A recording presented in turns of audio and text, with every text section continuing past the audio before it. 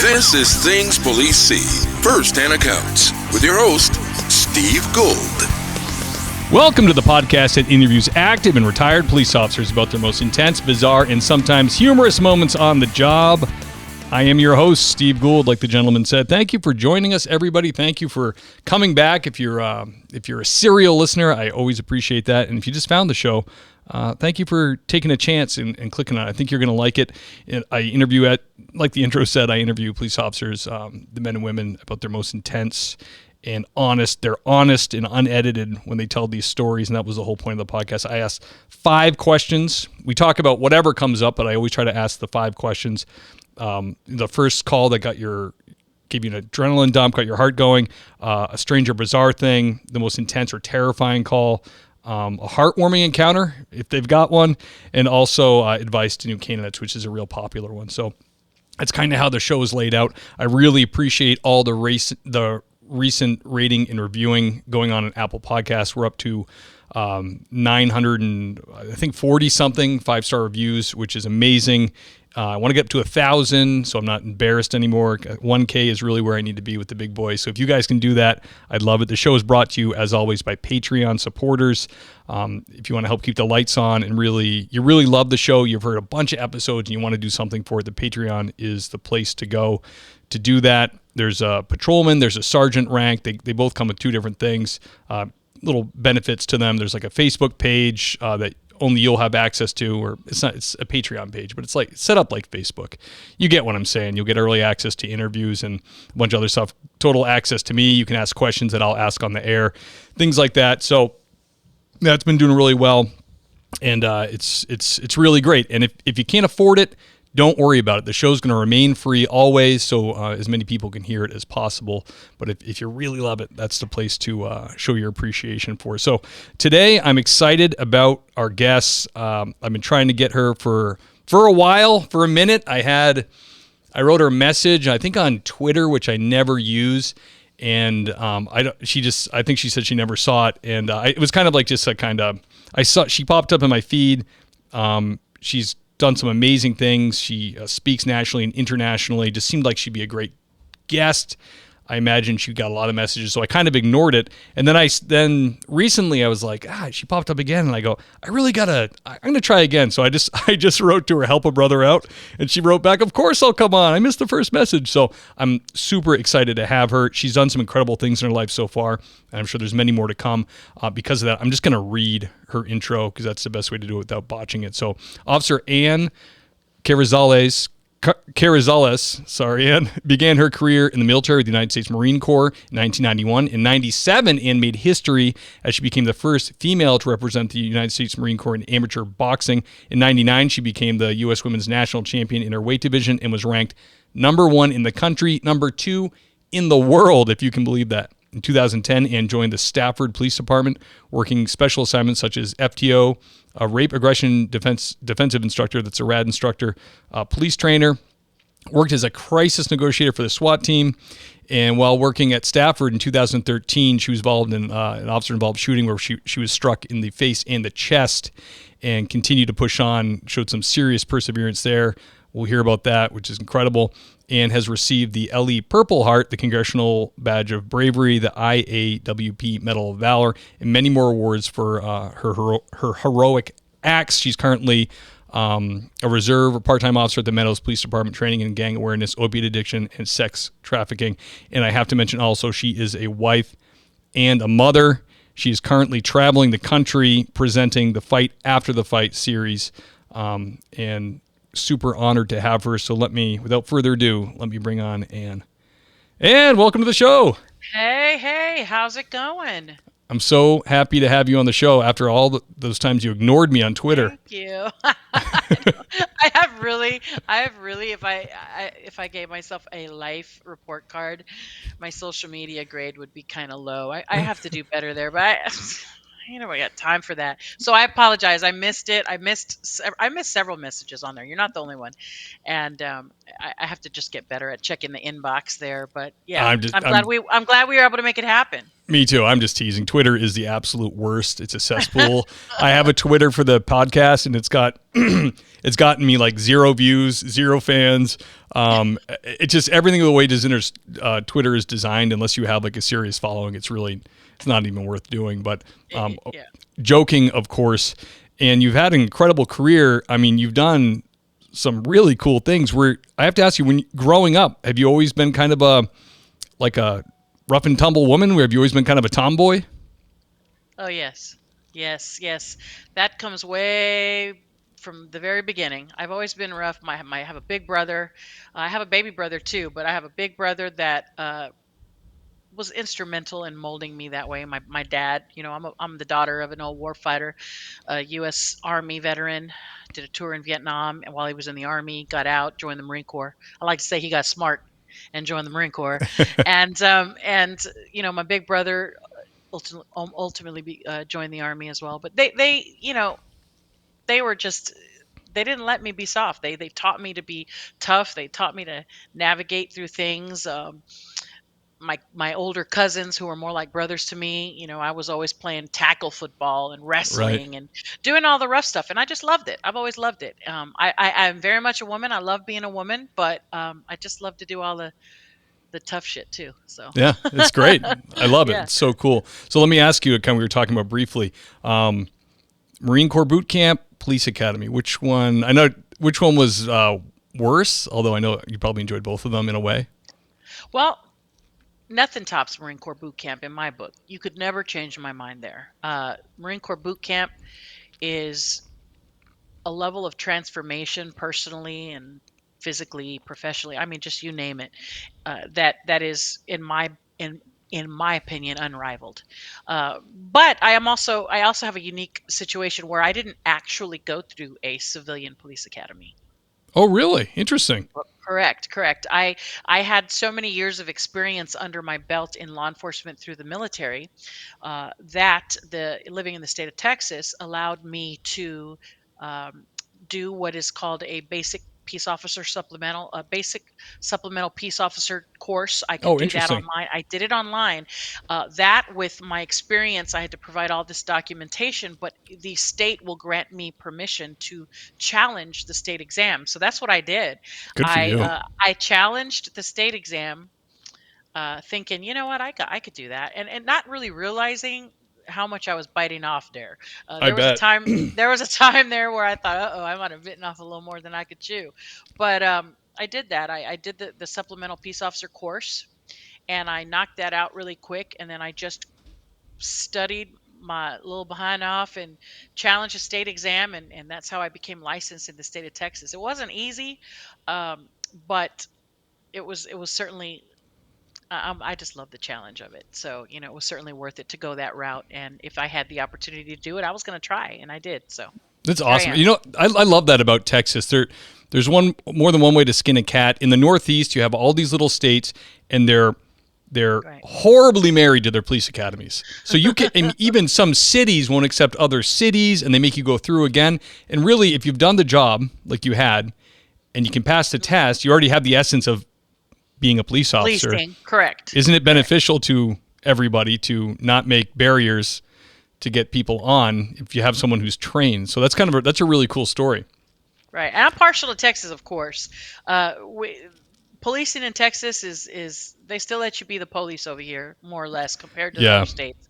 And I really love it. We have it's just a beautiful vibe over here in Texas, where they still really love their police. You know what I'm saying? Not the police. They love their police over here. And they do. They show us love here. Yeah, we have the little few that push back, but over here, it's still a profession that is loved and respected, and they definitely want the best of the best. And so if there's another way that they can bring you on, they're going to do that. They gave me the opportunity, and I was happy for it. It saved a lot of time, that's for sure. oh heck yeah. And you can't go wrong with all those years of military, not just the policing, because policing is policing is policing. I Right. could come to your state and police. I just have to learn your laws and your procedures and Yeah, policies, absolutely. right? But policing is policing, and what better candidate than somebody who's got the military, not only the military tactical training and the mindset. You're not just talking military, you're talking US Marine Corps, right? Yeah, You're baby. talking the elite of the elite, right? And then have them come on board. If they can do this, if they can pass this, then we'll handle the rest out on the streets. That's the way it looked like to me. That's what Texas, in my opinion, was telling me. Like, hey, if you can do this, we'll bring you on, and we'll teach you the ropes on this other end. And that's what happened. And I couldn't have picked a better state to come home and police on my civilian career. That's great. I love it. That's so cool. Yeah, Texas is going to be its own country one day. Oh If we keep yeah. if we keep going down the road we're going, Texas we're is going to certainly be. big enough. I know, absolutely. No, that's really cool. I visited Austin. Oh boy, 8 or 9 years ago, and it was such a cool little city. And man, it's depressing watching the news because when I was there, it was clean city, and every little honky tonk had live music, and there was square dancing, and you just felt like everybody was having a good time. And now when I see clips on the news, when they show like Congress Street and all that, it looks like Yep. nothing I remember. It looks terrible. It's changing. It's changing a lot, that's for sure. There's lots of parts of our beautiful state that's changing, but you have to be able to roll with the punches. Life changes, people change, politics change, Right. policies change, and part of being a well-rounded cop, even human being, is to be able to adapt, improvise, overcome. Right? That's what Marine Corps taught me, and adaptability is important, not just in life, but certainly in this profession. Oh, absolutely. And I didn't mean to crap on Texas. That wasn't the point. Oh no, not at all, It not at just all. I makes didn't me take it feel bad because I liked Austin so much, and it almost wishes you wish there was like a little cut and paste, like can you just paste that up near San Francisco and. you wouldn't be alone in that. There are people here in Texas that are like, I wish people would stop coming to our state and changing things around, right? it, Yep. it is what it is. I hate that saying. Even my daughter's gonna laugh when she hears me say that. It is what it is, because I can't. I cringe when people say that, but it's true to some degree. Like, you just have to be able to adapt and look at it from a different lens. And the lens that I choose to look at it is, look at some of these other states and Yeah, then feel happy absolutely. happy to live where you live. So yeah. Absolutely. I hear nothing but good things from people, cops that come on here that are from Texas. They Oh yeah. fully love it still. And we actually stayed, when we drove cross country, we stayed in an Airbnb in Abilene, in like kind of the rural part. Man, Hmm. it was pretty. It was really nice. Yep. One of my dear friends is from Abilene. Okay. Yeah, and it's a lot bigger than I thought. There's a lot of people that live in Abilene. I Right. didn't realize that. A good friend of mine I grew up with is living there now, and he said there's like I think there's a couple 100,000 people. It didn't feel like it, but there is. That's one of the first things I hear a lot of people say. I thought Abilene was going to be small. It's not as small as people think. No, not at all. So Ann, can you take us back? Take us way back to a young officer Ann on the job, and tell me the first time working as a cop, military or civilian, where you had like your first adrenaline dump, something really got your blood going. I learned about the adrenaline dump as a little baby cub, a little baby pup in my Marine Corps police career. Uh, I can't say that I had ever really heard of an adrenaline dump before that. And like, you and I were joking earlier before we started rolling about how people, they don't tell you the stuff you really need to know. Like, they hint at things, and we joke and laugh about things, but we don't really ever get into the meat and potato. I think we're doing better now as we're getting a lot more progressive, Yeah. but back in the times when we were coming into our careers, it wasn't like that. And They so just the want to first see how you time reacted.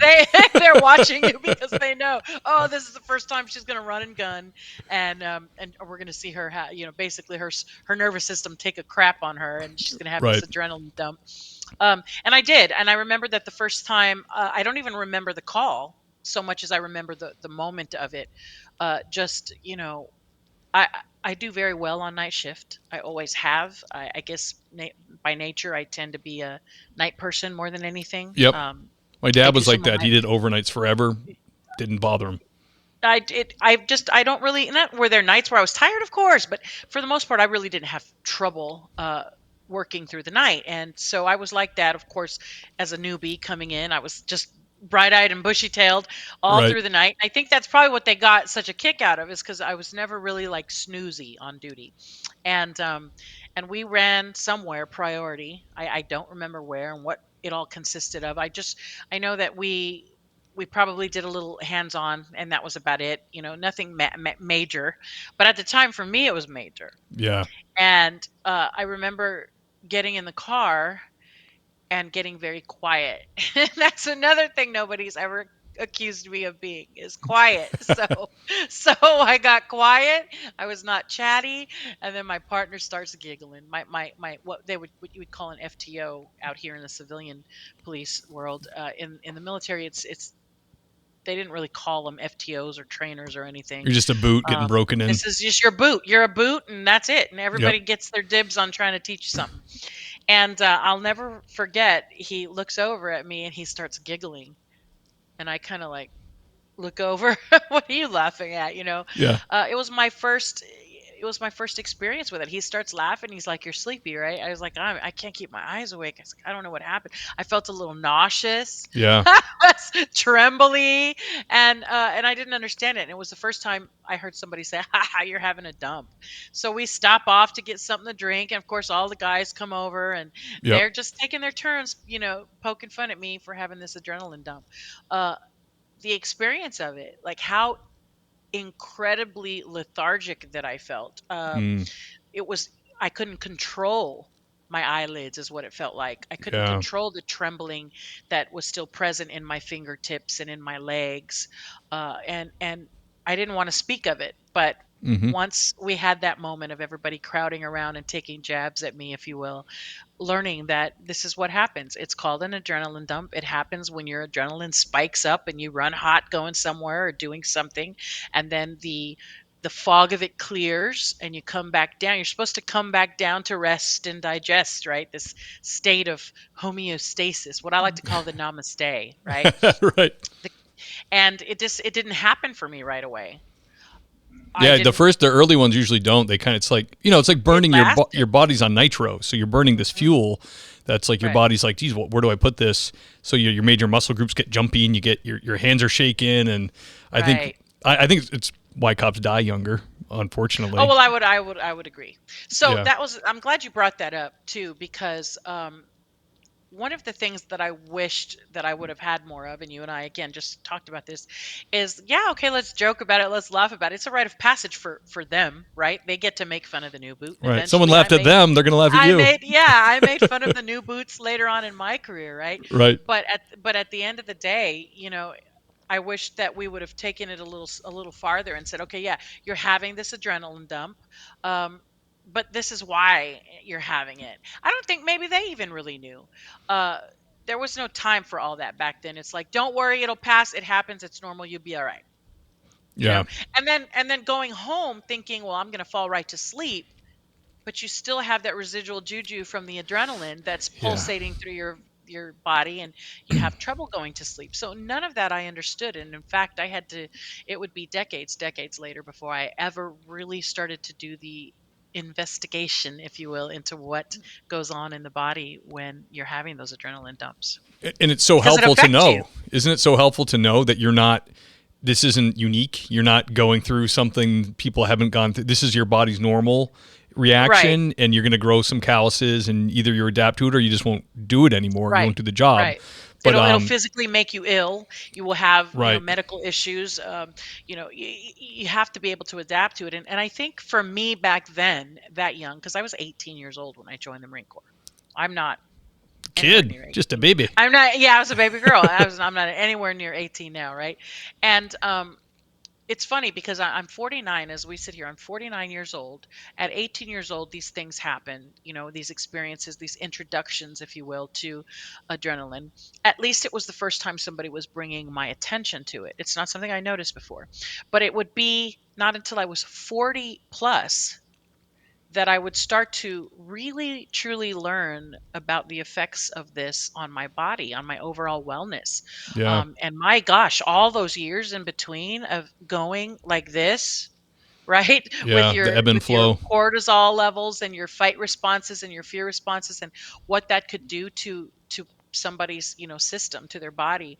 I wish I would have known and had that information back then, but I didn't. I had to find it on my own.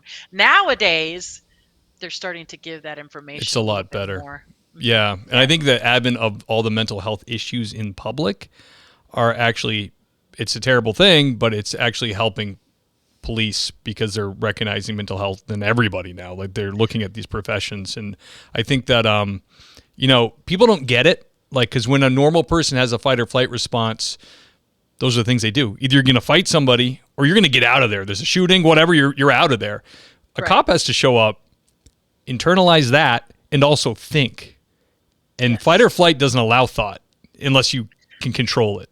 Right. You go to like Right. your the core of your brain operates, and hopefully your training and experience. It's it's cliche to say, but that's really why they drive in the military and the police. They drive basic things into you, so they're there when everything falls away, and you're operating on your like monkey brain. You can Right. you can rely on that training. Your body almost just does it. You know what I mean? People Right. don't get that until you do it.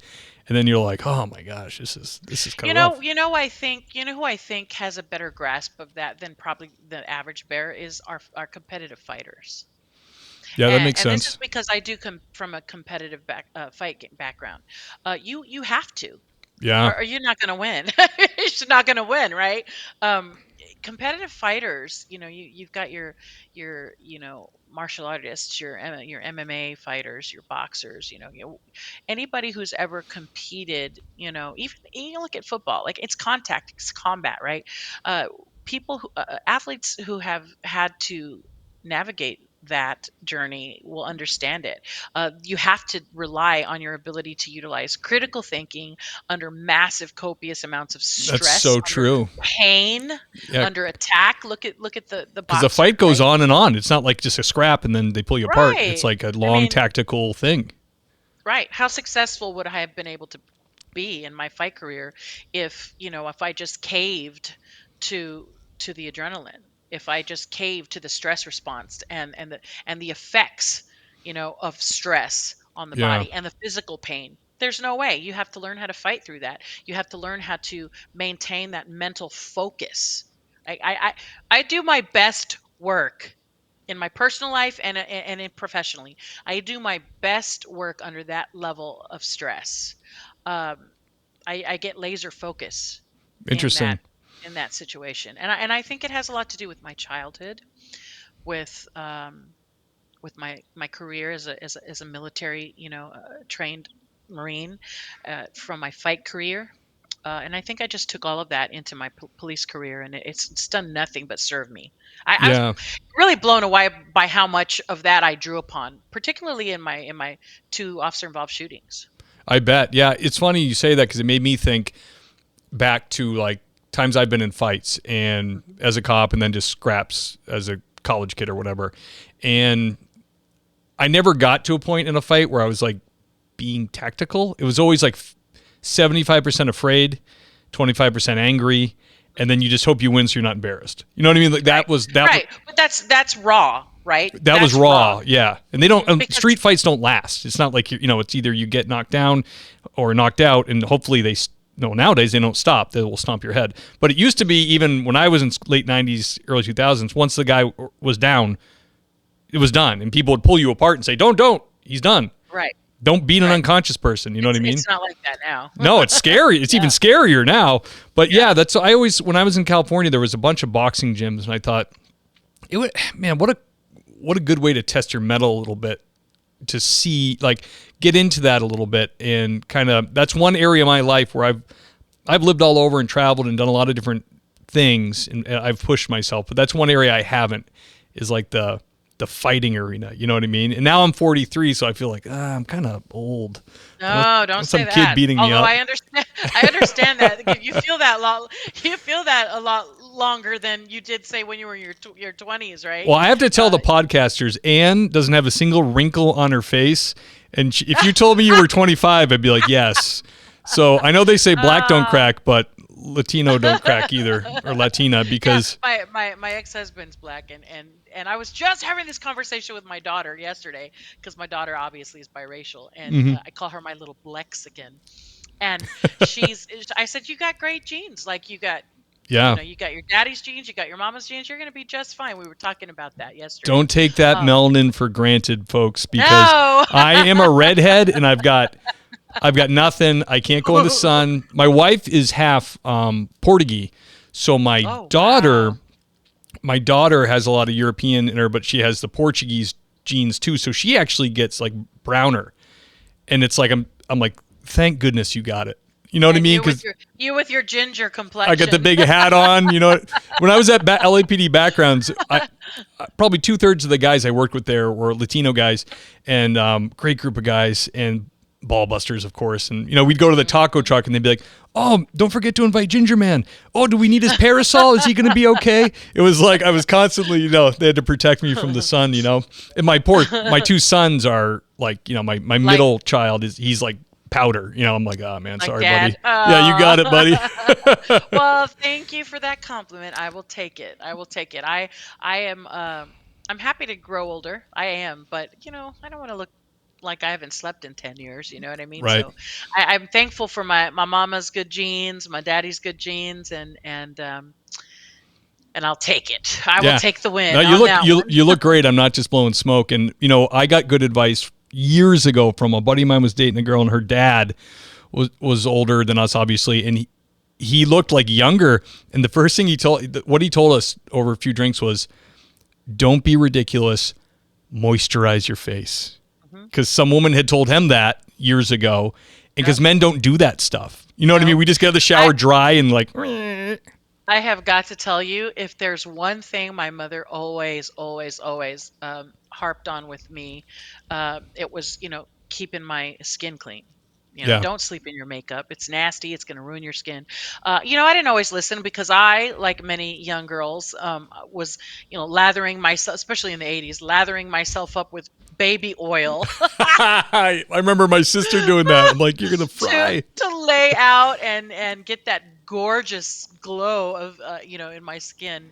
I Yeah. used to do that, which isn't great for your skin, right? And not even a little bit, but I used to do that. But thank God, I've always maintained and been very disciplined when it comes to skincare. So I don't know, skincare, good genes, call it what you want, but like I said, I'll take it. I'll Yeah, take the absolutely. compliment. Thank you. And so I just wish I could It's grow a beard hard to above believe my eyes, you I know? got uh, hard to believe I got shot there, right in the face. No, it is unbelievable. You Yeah, you wouldn't even be able yeah. to tell. Um, Nope. It's that's very minimal. Very crazy. minimal. And And that's good surgeon. That's yeah, good surgeon. absolutely. Before we get to that one, and obviously want to hear all about it, can you tell us about a strange or bizarre thing you dealt with on the job? Oh, there's a lot. I bet. There's a lot. Oh gosh, and I know you get this reaction from the cops. They're like, "What? Strange and bizarre?" Let me flip through my Rolodex I of know. what's strange and bizarre. And you're gonna think of a Um, different one after this and be like, "Oh, I should have done that I one." wish I would have said that. I know. You know, I have to say one of the most bizarre things to ever happen to me where I remember it's a very clear thought of my brain struggling to make sense of what I was looking at was coming upon a man who was in a back alley of a business who was squatting down. He was nude and he was eating his own fecal matter Oh my gosh. and he was grunting.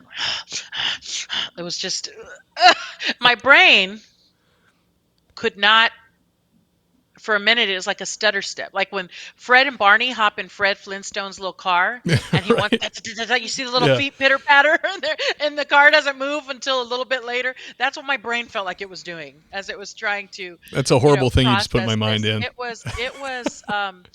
was a beautiful night and I'm walking, just trying to get out of the car, stretch my legs and get some air and just be productive while I'm doing Hmm. that, and just walking some buildings, and there he was back there, and I will tell you that I didn't expect to see anyone back there, Mm, but we're kind of used to that too, right? That might startle you, but you process it fairly quickly, especially a sure. seasoned officer, because you see things you don't expect to see. People jump out of corners and whatnot, but this was so different. He wasn't jumping out of anywhere. In fact, seemed to be unfazed that I was there behind him. I was walking, and my night eyes are really good, or even better probably back then.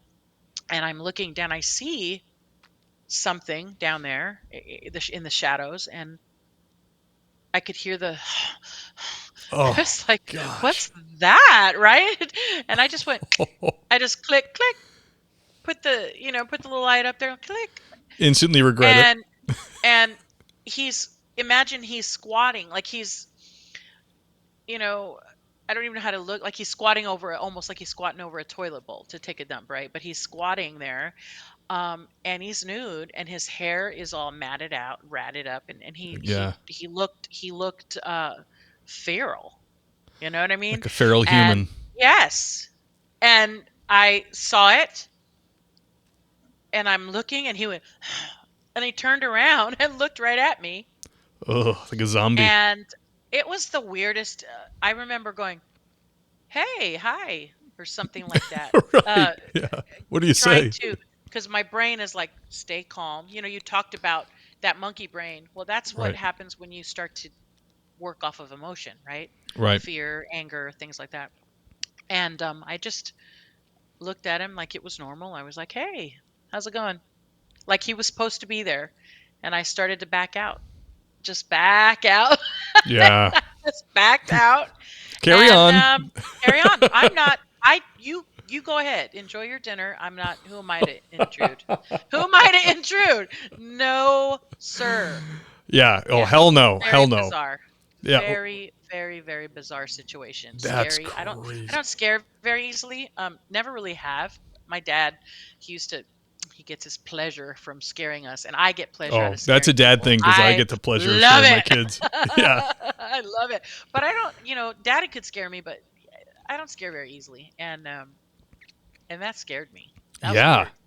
That is really weird. So any call I've had that Mhm. deals with poop, I'm like, if I can get out, I'm out. We recently had a call like that. Fell down, drunk, pants fell down, pooped all over himself, rolled in it, trying to get up. Now it's all over his hands, and like sees the cops, like, hey, and you're just like, whoa, don't Mhm. even. I wash Mhm. this uniform once a month, whether it needs it or not. Don't touch me. And he's just getting poop all over everything, his own car, and it's like now it's like, well, we own this guy. We own this guy because he's like out in public. He's right next to a Right. highway. He And is your baby. yeah, people don't think about those calls. It's like, this is not a criminal matter, but this guy's our responsibility now, and I it used to carry sucks. trash bags in my police bag in my trunk. Just Good the big old like to suffocate them to death, or no. You said it, Steve, not me. What I used to wear, the big trash bags that for your yard work, oh and you yeah, throw the big black okay, ones. Yep, right, the big black ones. So I would just make like a little hole over the top and put it over them like a little poncho. that's a good call. See, I I work in used the to do country that. though, so like when I coming across someone like that for me is so rare that I never even think. But if you work in a Yeah, you populated get area, crafty. a Yep. poop poncho. I used to carry, for especially drunk people, as they piss on themselves all over your car in the back, or Hmm. if they're vomiting, you just want to try to keep it and contain it as much as possible. I would carry dog leashes and stuff. Like when you're working in the city and you're seeing things like fairly regularly, you get really crafty. I carried, tampons. And not Right, necessarily for what one might think. That was back before I had tactical critical care training, where I thought stuffing a tampon into a wound was the best way to go, and it's actually not. It's right, actually not. We want to stop the bleeding, not absorb it. right. So yeah. But anyway, all those little crazy things I used to carry. But yeah, that was beyond trash bag What stuff. I just here? left him to it. Here's a question for you. Yeah, I don't blame you. What would you, when you had a court situation? I don't know if you brought prisoners to court or not, or if somebody else did that in your agency. But have you ever had a judge be like insist that they be like properly clothed, but they don't have clothes? Did you guys have extra No. clothes for that? Because we had a few times when someone was like in their underpants, because that's how they were captured, and Oh it's my like, gosh. we started to have like, and you can't get a hold of a family member. You're like, hey, can you bring the kid some clothes or whatever? And it's like, the judge is like, hey, he's got to have something on. And it's like, I think we ended up, the court might have Johnny's or something. But I always thought that was funny when they're going in the cruiser and it's like, what do you want us to do? We didn't have the extra clothes to speak of. We didn't have that. I'm taking a little picture of you and me. Smile. Okay, good.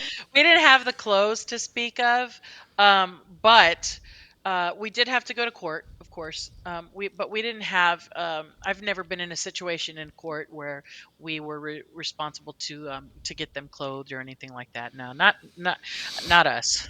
Okay, gotcha. Yeah, I've always worked for smaller agencies, so we're kind of like the multiple hats type of deal. Right. Yeah. And I want to talk about the shooting event now. And I have to tell you, I did some research on you, and I watched some video, and it is, if you haven't seen the video of it, you should watch it. But it's remarkable how you spoke on the radio, because I don't know, it sounded like it was like you were about to pull over a speeder. You know what I mean? It was like you were very composed on the radio. Can you take us through that stop and the events that happened afterwards? So I don't know if you know this. There's actually two shootings. There was a shooting that I had the October of the year prior. Oh, really? Okay. And then there was the shooting that happened October of 2013, which you're referring to. And the reason I bring that up is because while I tend to, for me, it's my natural way. I tend to stay pretty calm when the poop flies. Yeah. That's my nature. But some of the radio traffic and some of the ways that the communications, verbal transmissions went down, not necessarily over the radio that anyone was cursing, but just in general, where body mic is picking this up. When it went to the grand jury, I remember that was like an issue for people. People were talking about the cursing, and Really? not that I didn't drop any curse words during that situation. Just to give you some background, my arm was pinned in a car window and I was dragged down the street by a suspect.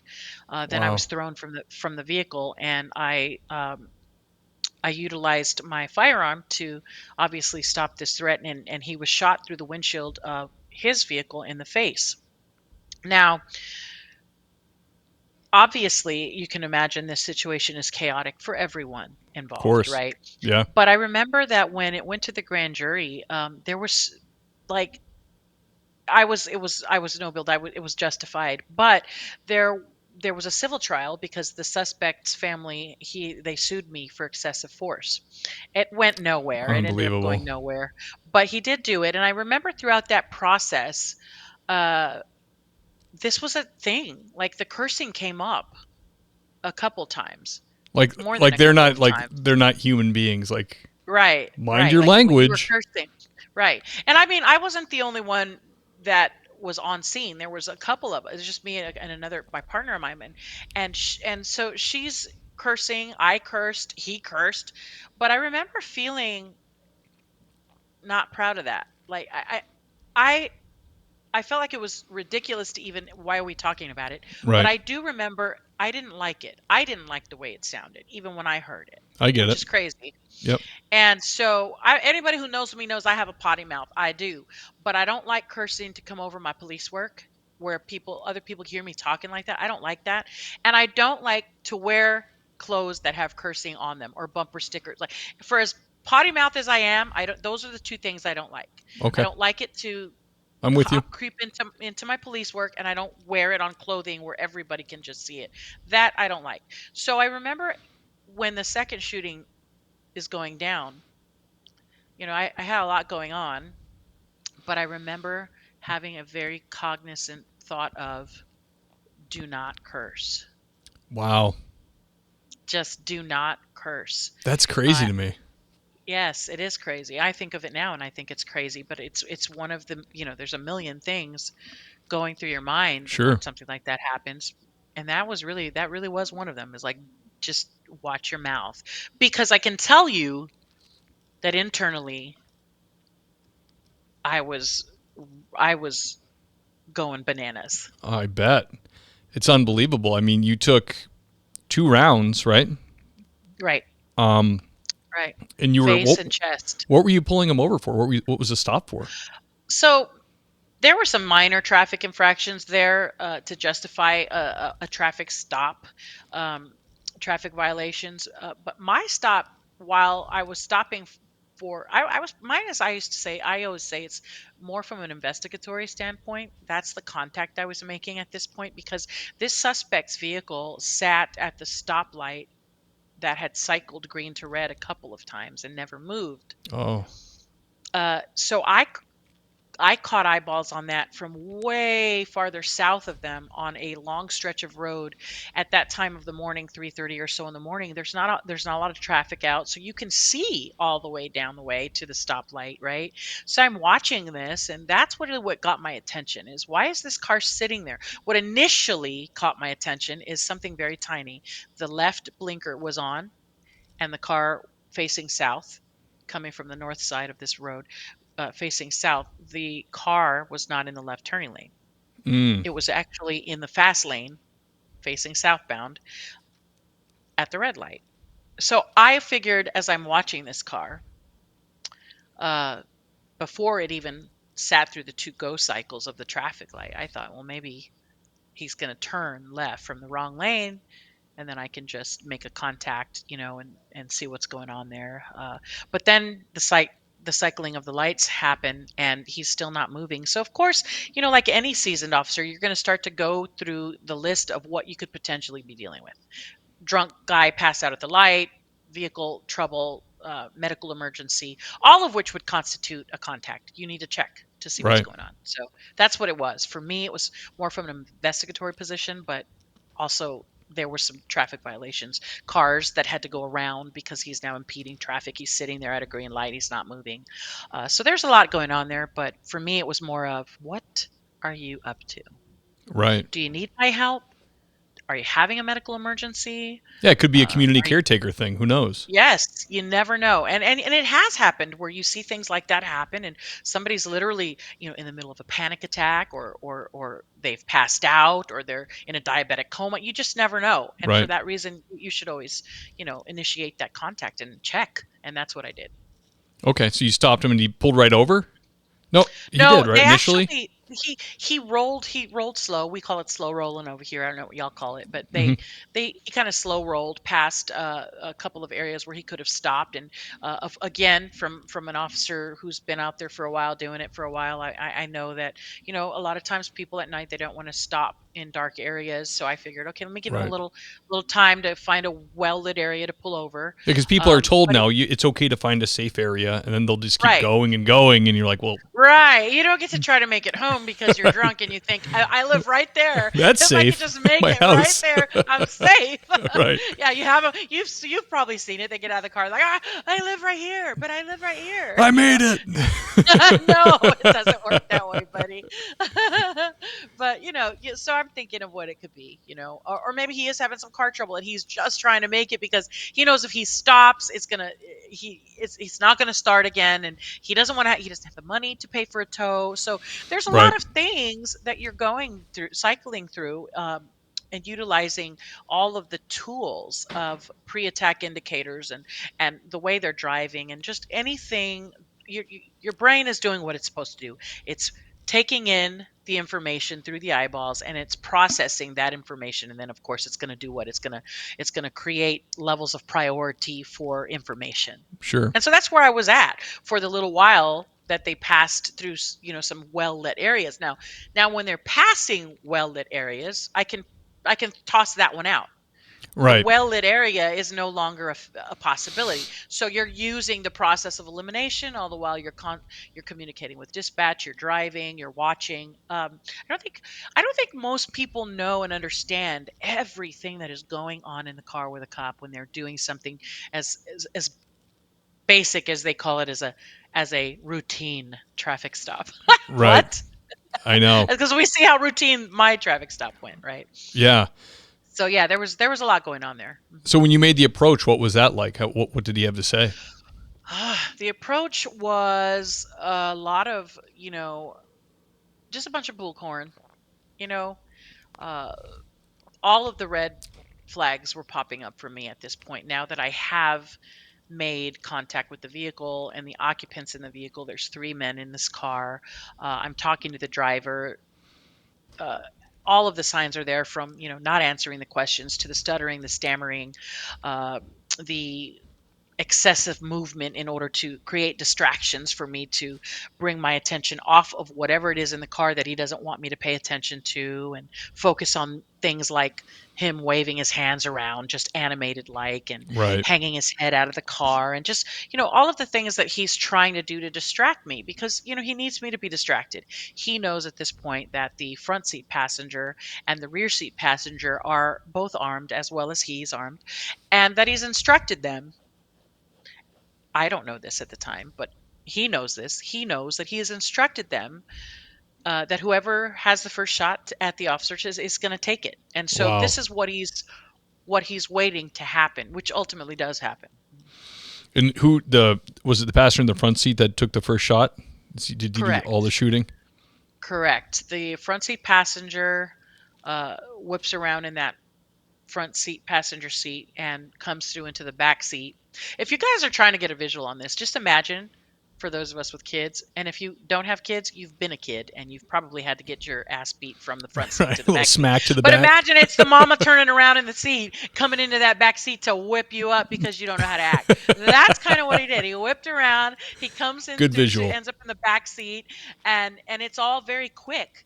You guys remember when you were a kid, one minute you're smacking your brother or sister to the left or the right, and the next minute mom or dad's in the back seat with you, and you're like, whoa, where'd you come Yeah. from? Yeah. That's how fast it was. And he was back there with his firearm pointed out that rear passenger window, the passenger window that's obviously behind the driver. That's where I'm standing.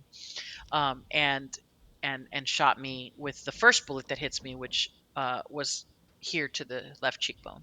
Wow, that's unreal. So that when he's making that movement, it's got to be kind of you kind of like don't, even though you have all these red flags, it's got to be kind of surreal that like this person's reaching over there to shoot me. You must think like, because you've never been shot at before like that. When he made that movement, were you like danger, danger, or were you like, what did you So think? I don't remember it. I can only describe it to you in the way that I did, using that analogy, because I know that he was there and he Right. was in the front seat. But I don't. My brain has absolutely no memory of the moment he decided to whip around, come into the back seat area, pull that firearm up, raise it up to my face. I don't remember any of that. None of that is there. It's not in my brain. It's gone. I have no memory of it. Same as when uh, I reached my arm in the window during that first shooting. The suspect is focused on my partner, and they're going back and forth, and he's not focused on me. I know that his focus is over here. I know that the locking mechanism is really close to where I'm standing on that window, and the window is literally up only yay far. So it's Right. it's not like so I have more than enough time, my brain's telling me, to pop the lock, and if he goes to raise the window, I still have time to pull it out, because he has to notice me first. And then there's still the process of the window having to go up, whether you're using a button to push the window to go up or you're manually raising it. It's still a process. And I knew that I could beat him out, pulling my hand out, but it didn't happen like that. My brain has no memory of that process, It's incredible what of the the in brain between. does. Yeah. It does. It's a coping mechanism. It's protecting itself, is what it's Yeah. doing. And that's what happened with the shooting. All right. Well, I don't want to make you dig too deep for that memory because it's probably right where it needs to be. What kind of what Yeah. kind of handgun did he use? Was it a handgun? Yes. The front seat passenger shot at me with a 9 millimeter, Wow. and the rear seat passenger had a 45 caliber that he was Oh my shooting. goodness. And I was shooting a 40 caliber, because my 9 millimeter Glock, I'm a Glock girl all the way. Yeah, me Uh, too. Glock my man. 9 millimeter, you're a Glock man.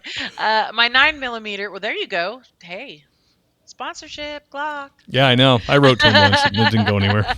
No, well, my 9 millimeter was in evidence because that first shooting had happened. So the first shooting happened October 14th, 2012. The second one was October 26th, 2013.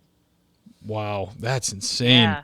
Isn't Um, it though? and I know. I know. and the fact that you shot someone in the face and then you got shot in the face is like Mhm. the Mhm. chances of like being in a shooting like that are crazy, and then those two body areas Yep. are crazy, and the fact that I thought you were going to tell me it was like a 22, but these were No. bona fide No. handgun Yes. rounds. So the 45, did it hit you in the vest or did it hit you in the So neck? what I was told by the investigators, I remember vividly the difference in the face uh, impact of the gunshot wound to the face and the impact of the gunshot wound to the breast. The second bullet, I don't know if you can see, it hits me here just to the left of my breast. Imagine I'm turning Yeah, because I just got shot in the start. I'm turning and I raise my arm, to kind of protect my face, sure, boxing, right? right. And I go to turn, and so the second round hits here. Now I'm wearing a custom cut vest, but this is still an area where your the softest point of your vest is your depending on what type of vest you're wearing, you're not even graded Right. on some of this area here. So I imagine, it's hitting me on the softest point of the vest. What the investigators told me, despite my objections, I was like, when I found out that the backseat passenger had a 45 caliber, I said, this was a 45 caliber. The one that hit me, I know was not the 9 millimeter. I swore it. I would have bet my bottom breath of life that that was the 45 that struck me in the chest. But the investigator said, no, it was the 9 millimeter that hit you in both the face and the chest, because they were able to dig the slug out of the vest. So the vest actually held the round, even though the round penetrated and entered into my chest cavity. So I had a hole in my chest through my left breast. Wow, that's intense, man. That is Yeah. crazy. And you were, I mean, from the video that I saw, you were walking around talking. It even looked like it took them a while to get you to sit down. You were, Yeah. Yeah. I was I'm you in, must have in the been midst of jacked. my dump at this point, and I recognized it. If you watch that video, you can actually hear me say, um, because you'll hear me say once the backup starts to arrive, like, let's back out, I don't feel safe here. And the reason I was saying that was because as the suspects turned into that neighborhood area, they utilized the driver used his signal light. I'll never forget that. I watched Wow. him use his signal light, and I said, oh, okay, mofo. You're baiting me. You want me to come in there because you're probably baiting me into an ambush. That's what that told me. Oh, So that's bizarre. this is why I dropped back there, Yeah. because I was still at the time by myself. People, they were coming, they just had to catch up. And I knew in my gut they were baiting me. And so when he went back there, I'm in another city. I'm now in Houston. I don't know this area. And I'm thinking, oh, I'm not following you back there. I'm Oh not going yeah. to Hell die no. in some neighborhood in Houston because I didn't pay attention to the pre-attack indicators. And so I stopped there. But by the time my partners got there, yeah, I was ready to turn it over. I needed to turn it over. But I told them, let's back out. I didn't feel safe because I wholeheartedly believed that they planned to ambush us coming in. So I wanted us to back out, and I wanted us to, kind of set up a perimeter as best we could in a neighborhood I didn't know, or we didn't know. And the cavalry starts to show up. So they start to do their work in taking over the scene. But as you'll hear me on that video, I'll say, okay, right, you'll see me turn my police car around to come out of there. And then you'll hear me go, okay, here's fine. I got to stop. And the reason I say I got to stop is because once I started to move that car again, after terminating the pursuit and standing by and waiting for backup, once I started to drive the car again, I noticed that I couldn't feel my legs. And I didn't have that problem the whole other part of the Yeah. time when I'm in pursuit. I was very in tune with my body. I was very much engaged in what my body was feeling, doing what I was dealing with in terms of the cognitive decline that you have when you're dealing with that kind of stress. It's unbelievable. Um, I can't believe you even got back in the car. oh yeah. Well, I so I didn't just jump back in that car. I really, there was a process. I did a whole entire self-assessment check on myself. It's just that I have done the same. So I had done the same self-assessment check on myself throughout my entire fight Did career. you look at in a mirror at your face? I did when I got back into the patrol car Oh because my god! I think I would have been you like, got to see, right? You "Ooh." got to see because it felt like my Yeah. face was just shattered and broken. Did you feel like And ever? Did you ever feel like you were going to die? Was that no. a fear? You felt like, okay, So I obviously I knew that my life was really in jeopardy because they've shot me in the face. yeah, Then the second shot, I'm like, holy cow, like they're they're trying to kill me here. yeah, I knew that much.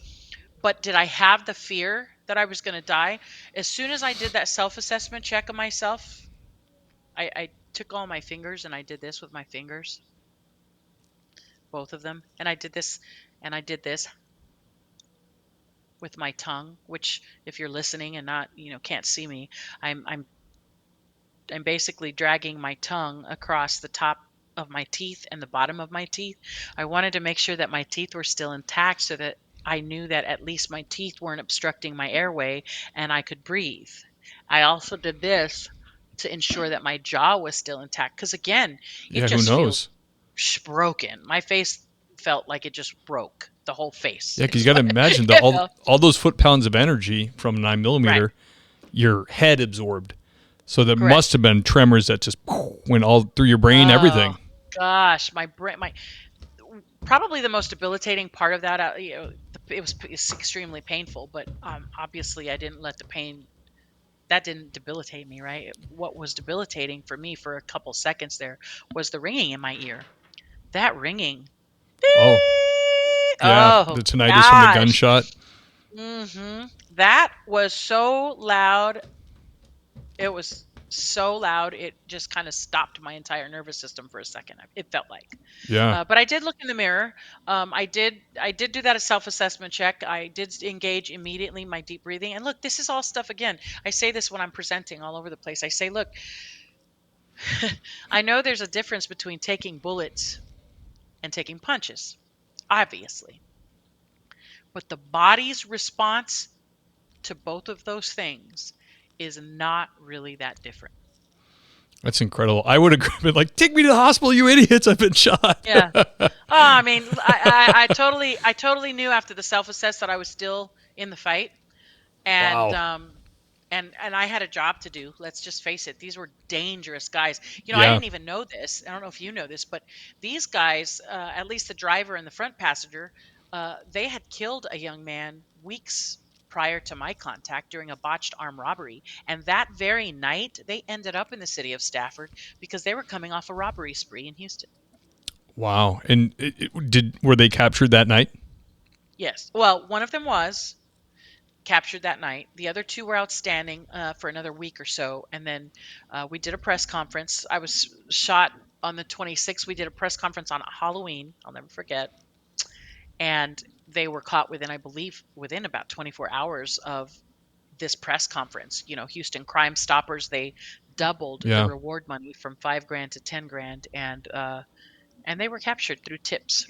Wow, that's Yep. great. I mean, we just had a guest on, Susan Welch Rodriguez. She was, Hmm. I think, she's still doing it. She's part of the sheriff's posse. Again, why I love Texas. She's like pseudo retired, but she's on the sheriff's posse riding horseback. Hmm. She was in Hmm. Houston or Dallas, actually. Dallas. I'm such I a was going to say, I such a think New that's Englander. Dallas, Sarah. Yeah, yeah, Dallas. Yeah. But yeah, she was part of the Crime Stoppers follow up team or whatever, and it's incredible work Hmm. that they do to really get the Hmm. information Hmm. out. And Yeah. that's an amazing story. So I mean, clearly, did you just drive yourself to the hospital afterwards, or did the ambulance No, show no, up? no, no, no. And can I just take a moment to kind of clear some things up too? And this really is important to me because you know how sometimes the media, they just get it wrong, right? I don't Sometimes, think yes. always from, yeah, just a little bit. And I don't think with this, especially this reporting that they were doing on my incident, I don't, it was to be malicious. They just got it wrong. So a lot of media outlets reported that I was shot. You know, more than twice, that I was shot in the leg, that I was shot up, that I chased them, and then I caught them and I wrangled these guys into Oh, handcuffs and this is sat good bracelets on reporting. I them. like this. Like, no, I did not do that. I did not do that. So it's important to note that I did not do that. Um, That's part of the women's I movement. They were like, we need to make this even more incredible. Oh, hey, that's not specific to women. I'm not letting you have that one. You boys do some what are they? Tall tale storytelling yourselves. Oh, exclusively. Yeah, of course. What is it? What do they grow an inch every time we tell a story? The guy gets an inch taller and Yeah, 50 pounds exactly. heavier. The fish. Yeah. So no, I didn't do that. As soon as the cavalry showed up to that area, and you can see in the video, my partners will start to try to tend to me, and the people showing up are focusing on the scene. And they end up getting me into an ambulance. They chose to do a police escort to get me to the trauma center, which would have been easier and I guess quicker than trying to land a bird where we were at, Yeah. a helicopter. So they did that, and it was really quick. Houston Police Department, there was all kinds of agencies there. Houston PD, DPS troopers were there. Missouri City Police, Stafford Police. They were there. Fort Bend County, I believe, was even there. But you had a ton of agencies there to help, and so those are the guys. That police work is what got these men and women who did all of this police work. What got me to the hospital so quickly what It's is amazing. It's also what great. got these suspects caught in such a timely manner. That was a group effort from some people that I wasn't helping at the time. I was busy with tending to the physical part, but they did that work to catch those guys, not me. Incredible. And wow, I can't believe I just can't believe that the way you persevered through that scene. It's really, I think it definitely has to do with your background as a Marine, and also it's really impressive to me that you did a self-assessment, because I've never really heard or spoke to somebody who's been shot that said they were cognizant enough to like actually do a self-assessment to see like to kind of give themselves the confirmation that, okay, I am hurt, I'm injured, but I'm going to make it, type of thing. You know what I mean? That's really cool. Where did you learn that? I would have to say from my fight career and the Marine Corps. So the Marine Corps, it's funny because you say you never heard anyone talk about that, and I've had people say that's bullshit. No way you did all that. Yes, way I did that. Yeah, why wouldn't they It's believe very that? natural. It was because, like you said, I've never heard of anyone doing that. Yeah. Like in Well, it's I've had remarkable. cops who have been shot who know how chaotic it's super chaotic in those moments. You Yeah. know it. You can only imagine if you've never been through it how chaotic this must Oh be. But yeah. people who've been in it will say, "There's no way. Are you serious? You did all that?" Yes, I did all that because for me, it was not unnatural. It was a very natural part of battle for me. Think about it. Think about it. The fight career, I have to be able to assess my injuries while in the midst of the fight. Yeah, Because it's very if true. my right hand is broken, I have to change strategy in my mind on the spot, On the in the fly. middle of the fight, on the fly. Yeah, you have to do this. You have to adjust, you have to change strategy, you have to be very aware that every time I do this with my right hand, I do this with my left hand, and it's leaving me open for his right hand, and it's creating a situation for me that I'm taking punches over here. You're constantly doing this. These fighters aren't just out there throwing wildly. It's very strategic. A lot of it is very natural and it's muscle memory, but most of it is very much a mental game. These fighters, this is why I love the fight game so much. It's honest. It's honest. You You can't and that fake your way through person. that. No, no. And so it's very natural for me to do that. It's also the military training in the Marine Corps, and I can only speak to the Marine Corps. Military police training was very much alike and very different in a lot of ways than civilian police training. In the Marine Corps, one of the parts of training that we have is, in civilian career, eh, this is what you do so you don't get shot. This is where you stand so you don't get shot. Don't do that so you don't get shot, right? This is our training. right? That's good. We want to know what not to do Yeah. so we don't get shot. But then it stops there. There isn't a whole lot of focus on mental training in the aftermath of getting shot. And the Marine Corps does it different. The Marine Corps does all of that. Don't stand here. Don't do that, so you don't get shot. And Mostly then what they I go, hear and is make sure your union rep shows up and don't say anything. that's very important. That's very important. Keep your That's mouth all they shut, tell right? us.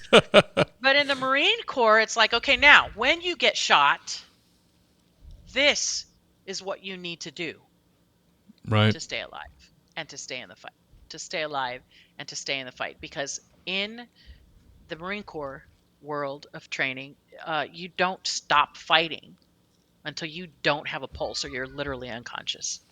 Right. That's just it. I And so the whole thought process and mindset of staying in the fight is not a new concept to me when I come into civilian policing. I've been staying in the fight throughout my entire military career, throughout my entire fight career, and through my childhood. The way that I came up. All of those things. Everybody has something yeah. where they've stayed in the fight. It's just a matter of learning to make that transition and change the lens that you're looking at it through. If you can change that from, okay, physically staying in the fight and then mentally staying in the fight, those are two very, very different aspects and components of staying in the fight. And I understood that because I had to. I didn't become a fight champion, because I didn't do those things. I became a fight champion with that ranking because I applied those mechanics to my mental resilience and my mental fight. I love it. I mean, I'm really seeing why people come to see and listen to you talk, because it's fascinating, the things you're saying to me. I think that's very cool. Are you coming to New England anytime soon? No, are you inviting me? Show us a little love. Are Yeah, I you got it. inviting I'll me? get how's the garden sound? Boston Garden. I mean, I'll come wherever someone asks me to share the message. The message goes so much farther beyond, what happened to me on that night in October Yeah. of 2013. This is this is I was put on this earth for what I'm doing now, and I have found such incredible amounts of purpose in what I'm doing. I believe I've said it once, I've said it a million times. No one would be shocked to hear me say it because I say it every single time. I am here and alive because of God's grace and his mercy to give me continued life, and Amen to because that. he had this job for me to do, and that's to share this message. This message of finding that light, finding that power in the middle of pain and struggle. Um, we all we all have been self-assessing. We just don't know it because we've never had anyone to stand in front of them and say, "Let me show you how you've been doing exactly what I did, what I'm doing, what I'm trying to tell you to do." You've been doing it all along to some degree because you're here, Right. right? We've all got something that's put us down on our ass and made us feel like we couldn't make it through it, but here we are. So this isn't just a cop story. I think it's very important to people to understand this is a human being story. And the woman that people see in that uniform in that video getting shot that night uh, is not even the best part of me. The best part of me came many, many years later when I had to fight my way out of that battle that came in the aftermath of that incident. Yeah, I bet. I hear that from Yeah, a lot of people who survive police shootings. That creeps up on you, and it's a whole nother battle you got to fight. And absolutely. I loved what you said about the boxing, because I am one of those people to some extent where they used to require in most academies there was boxing, Hmm. and maybe they're doing jiu-jitsu now or whatever. I'm not sure it matters, but all those mechanisms you learn from mano y mano, it's just you and them, and Right. it's all out there. It's all truthful. There's no hiding. I never thought about all the things you learned from that until what you just said. And it just moving on the fly, adaptation, perseverance, really knowing your body. Can I take a hit? What does it feel like? Is my bell going to be wrong? How do I recover from that? Can I go on? Because, I just from like the toughness side when they started taking boxing and stuff away from some academies. I thought that's dumb. You should see what it feels like to get your head run. Can you take a hit? Or if you didn't play sports, maybe you should have a little contact with your body and somebody else's body to see. Yeah, you don't want the first time you ever get punched in your face to be on duty Right. while you're at work. Yeah. That's because to be punched right in your face. That's yeah. a spiritual awakening. Yeah, but that's as deep as I went. Yeah, that's as deep as I took it. And I understood that part, but all the other things you said to me are fascinating, and I can see how valuable that is. That and I think it's just it's kind of I don't want to say red flag, but it's kind of an indication of the softening of our society, where they're like they really think they can put like like they're trying to do, like put social workers in the place of somebody with a cardigan and a clipboard is going to go to these violent mental health calls instead of the police. Or it's kind of like there's this utopian idea floating around that we don't need people like you that can really handle these situations or are prepared to. We can kind of do it with niceness and feelings and without the physicality. And you and I are both fully aware of the fallenness of mankind, of human nature. It's really hard to be a good person. It's really, none of us are really good. We're just trying not to be bad all the time. You know what I mean? Right. And the depraved people out there, you're going to run into them like you did multiple times, unbelievably. And there's going to be no amount of nice talk or niceties or psychology that's going to get you out of it. You really need to have those survival skills that you've developed. And I'm just so happy you're talking about it. And like you said, I think it is God's plan for you this is your path. I think he's got a path for all of us, but clearly, I'm excited you're starting a podcast, because it's gonna. You have a gift for gab. Like you when you talk, it's very interesting, and you have a lot of insightful things to talk about, and you've lived them, and that's like a huge part for police to listen, and first responders and soldiers. We respond way better to somebody who's lived it. It's nice to hear theory and what you should do, but it's a whole nother thing to listen to somebody who's been through it and thought about it and has coped and fought those battles. So my hat's off to you, Ann. Thank you. I'm really excited. Do you have a name for your podcast yet? Not yet. Okay, I'm going to put it out there whenever you're ready. Not yet. We'll blast it out there. Okay. Thank you. I appreciate it. I'm one of those people, like, I don't want, from episode 1 to episode, 5,500. I want it to look as polished and professional. I don't want to put out content that looks unpolished and unprofessional. So that's why I'm really taking my time to work on this project. It's something that I've wanted to do for a while, and Smart. I've considered partnering with people, and then, no, maybe I'll just do it on my own. But I think that the more I pray on it, the clearer it becomes to me, and it will give birth to itself when the time is right. And God's timing is not always our timing. Right. But I know it will happen. And so I have a vision of the way I see it. And until I can get it to look this way, then I won't launch it. Well, I told you, you can learn from all the 4 years of my mistakes. Yes, I will pick your brain. I know it takes a lot of work. I don't expect it to just, take off overnight. But, really, that's not why I want to do it. You want to reach the right people. I want people to hear it, the right people to hear it. Like you said, there's been times where I've been speaking in front of, 17, 1,500, 1,200 people. There's times I've been in front of 700 people. And then there's times I've been in front of 70 people. And then there's been a time or two I've been in front of 7 people. Sure. Speaking. And people will say, oh gosh, is there like a minimum amount of officers that you'll come, like, that you won't travel if it's less than this many? And I'm like, no, like, if you want to book the training and bring me out, I'm going to show up, because I don't care if there's only 7 people or there's 7,000 people. The people who need to be there will be there. They'll be there, and they will be there in that moment because they're supposed to be. So that's kind of the way I feel with the podcast. Do I want it to be heard? Do I want, thousands of people to tune in and listen? Yes, of course. But if 7 do, I'm happy with 7. And I will keep doing it. And so hats off to you for, staying consistent, continuing to do this, despite maybe you're not seeing the numbers you want to see at this point, but the people who are meant to listen to you are listening. And eventually, you're just going to see it just take it a life of its own. I have no doubt. It's a good podcast. You're doing good work here. Oh, thank you very much. Yeah, yeah, I will keep. I'll keep at it. And one thing I do is I look back. I'll go in my stats and I'll look back to 4 years ago.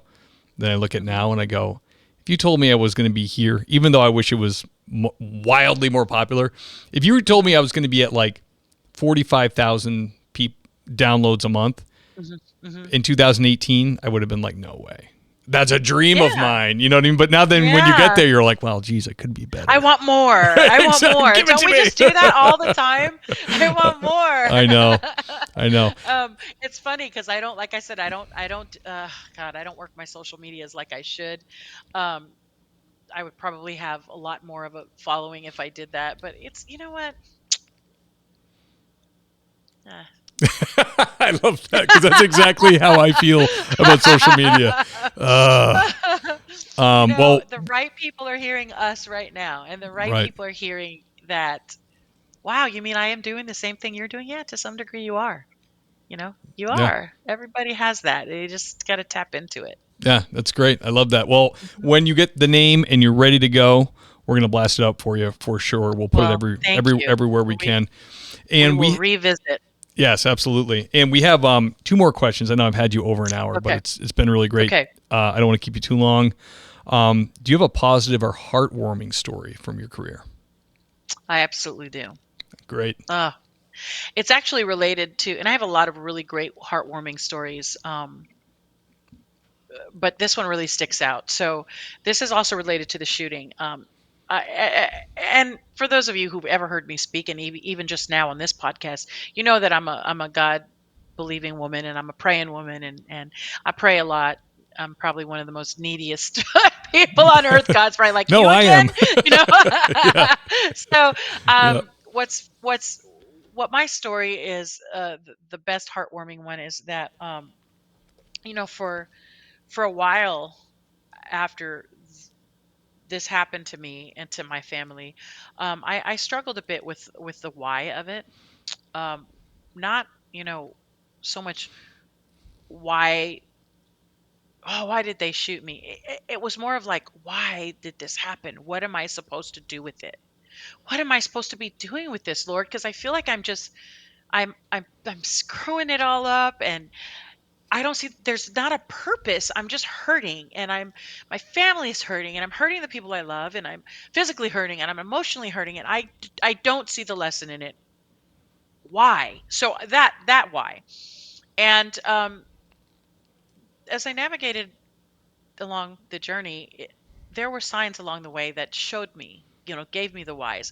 And one of the most incredible ones was that I met the woman who the mother of the young man that was killed by these suspects weeks prior to our contact. Oh, okay. And the reason that came to happen was because I decided to take a plea deal on one of the 3 guys. Uh, and the stipulation on the plea deal was, I'll take this plea deal, but you have to plead guilty to that murder in Harris County first, or no deal. So he did. He pled guilty to the homicide there and the murder of Carlos Sosa. And then he came over to Fort Bend County and took the plea deal that I agreed to. I was very blessed in having at the time a district attorney who gave me the choice, gave me that That's power. nice. Yeah. So yeah, because that just never happens. And so when I went to hear him plea out on that case in Harris County, the prosecutor said, "Hey, the mother of Carlos Sosa would like to meet you." I hadn't given her, quite frankly, I hadn't given her or that case much thought at all. I was going through my own stuff, right? But here's a beautiful story, and I'll keep it as short as I can without ruining, the beautiful message. Across town in Houston somewhere, weeks after her son was murdered, and she lost her child to gun violence, she sees on the news a woman on TV, all over the news, a woman officer who was shot and almost killed by these men. Uh, undoubtedly she was very raw in her emotion because she just lost her own son to gun violence. So she Sure. starts to light all these candles for this woman who she doesn't even know. She just knows that this woman is a cop and was trying to protect the community, is a mother, is a wife, right?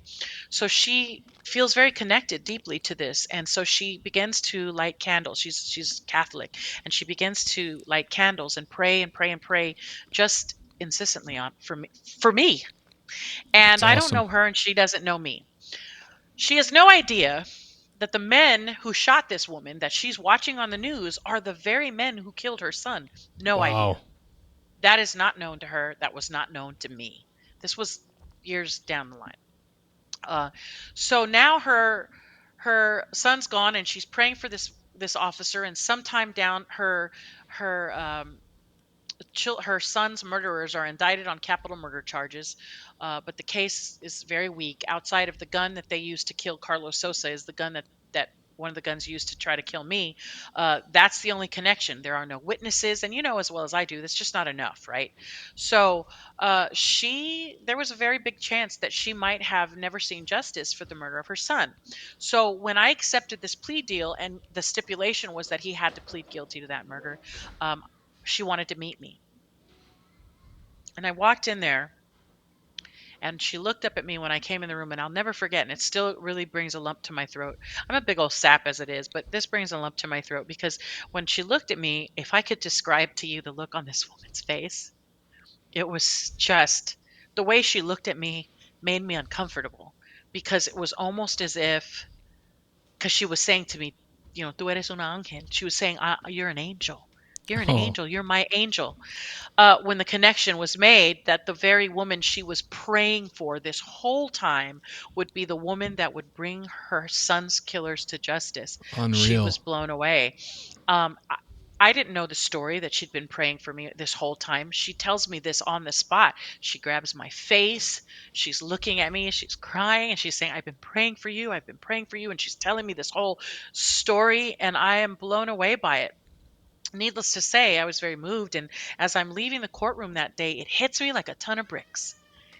This is why, this is why, for all of the moments that I ever cried wondering why, Yeah. this is why. It was never for me. It was never about me.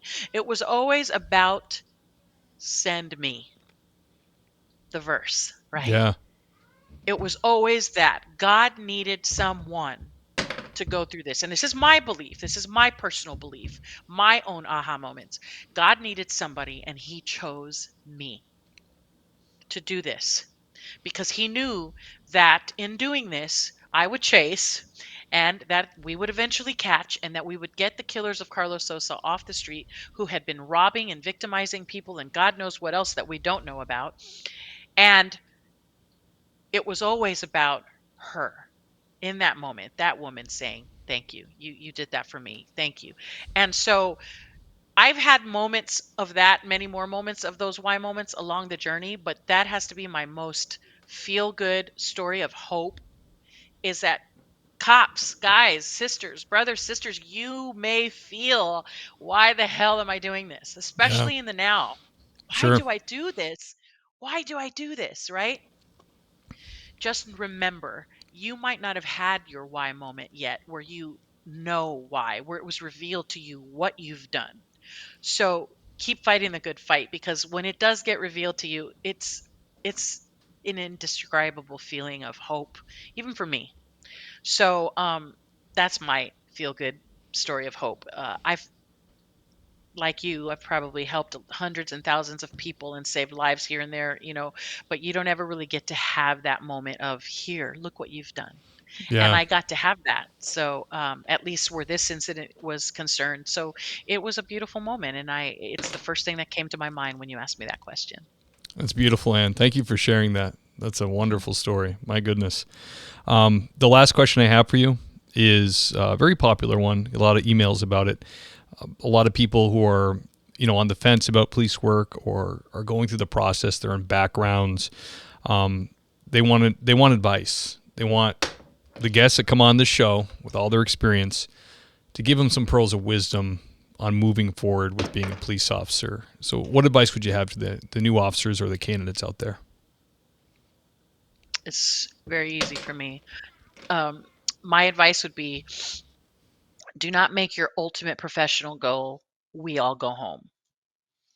Okay, it's ingrained in you from the very beginning when you step foot into your blue career. We all go home. We all go home. While we all want to make it home, is yes, it's very important. But if that is your ultimate goal, you will fail in the fight after the fight, just like I did. The fight that comes when you win on the street, when you make it home. You win. Think about it. You win every time you make it home. It is not enough to do that if you do not know how to process the shit you see once you're out there, the stuff you overcame to make it home. There's another fight that you will have to fight. And nobody ever told the likes of me or a lot of us veteran cops who've been in the game as long as we have, nobody ever told me that. So please be mindful that if you're making your ultimate professional goal, making it home, then you're doing yourself a disservice. You're doing your family a disservice. There is the potential for another fight to come your way. And if you're ill prepared because you don't know about it, because you haven't gotten the training, because you haven't sought out that training, then you're going to lose. And I will tell you that the fight after the fight is more vicious an opponent, more relentless an opponent than any that I've ever faced in my life. It was difficult, more difficult than any bullets I ever took, more difficult than any surgeries I ever had, more difficult than any fight I ever fought on the streets in the capacity of this job, or any fight I ever fought toward a championship in the ring. Toughest battle I ever fought was the fight after the fight. So my advice to you would be, don't sell yourself short. Be prepared for that. Be prepared by going out and looking for that training, and make sure that you have the foundation of how to win against that opponent. And if you don't, and you need some pointers on how to do that, I'm happy to help you. You just got to reach out. Beautiful. I love it, Ann. Words of wisdom. Thank you so much for that. It has truly been an honor having you on the show. Thank you for setting aside the time. I have your Instagram up there. It's the Fight After the Fight on Instagram. Where else can people get a hold of you or reach you? If they typed Officer Ann Carrizales in any search engine on Instagram, Twitter, LinkedIn, Facebook, you can find me. You can find me that way. My Facebook public page has a button that you can tap on, and you can instantly be routed to an email if you want to get a hold of me, whether that is for peer support, whether that is for training, whatever it is that you need to get a hold of me for, you can do that through any of those platforms, really. So I'm not hard to find. You just have to just go looking. I also have an email address, which is my name, Ann M. Carrizales at gmail.com, or the fight after the fight at gmail.com. You could get me on either one of those emails. So I'm not hard to find if you need to track me down for whatever reason. I always make myself available. It may be a little bit because I'm on a plane a lot. If it's not something that's super, I need to answer you right this minute, then those are great ways to get a hold of me utilizing social media and emails. All right. I love it. And we'll be looking out for that podcast, so don't take too long. Look out. Look out for the podcast. Look out for the virtual trainings. Look out for all the ways that I want to branch out to bring the message to you. And if you're following those social medias, you will have gotten wind of when that's going to be. Thank you. Thanks for having me. My pleasure. Absolutely. I'm going to do the outro here. It takes like a minute. Can you hang out for a second, or do you have to get going? Mm-hmm. Yeah. No, I can do it. Okay. I'll be right with you. Ladies and gentlemen, the great Ann Carrizales. Oh, my goodness. So worth the wait having her on.